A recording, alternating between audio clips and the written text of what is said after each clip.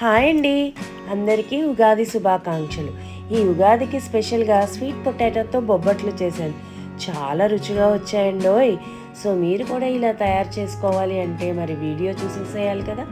ఆలస్యం చేయకుండా ముందుగా ఒక కప్పు మైదా కానీ గోధుమ పిండి కానీ తీసుకొని ఉప్పు నూనె వేసుకొని తగినంత నీరు వేసుకొని కలుపుకొని ఒక 2 అవర్స్ నానబెట్టుకోండి. తర్వాత మన స్వీట్ పొటాటో స్టీమ్ చేయండి.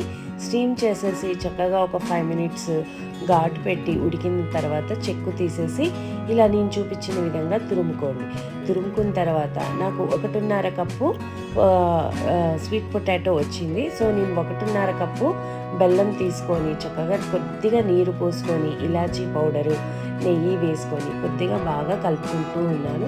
అలా దగ్గర పడిన తర్వాత ఆ మిశ్రమం తీసుకొని ఒక ప్లేట్లో పెట్టుకొని మనము కొద్దిగా మైదా పిండి ఒక ఉండ తీసుకొని అలా ప్రెస్ చేసేసుకొని అందులోకి మన స్టఫింగ్ పెట్టేసుకొని నేను ఇలా ప్రెస్సింగ్ మిషన్తో ఫాస్ట్గా చేసేసుకున్నానండి. ఇంకెందుకు ఆలస్యం, ఈ స్వీట్ పొటాటో బొబ్బట్లు మీరు కూడా తయారు చేసి ఎలా వచ్చాయో చెప్పేసి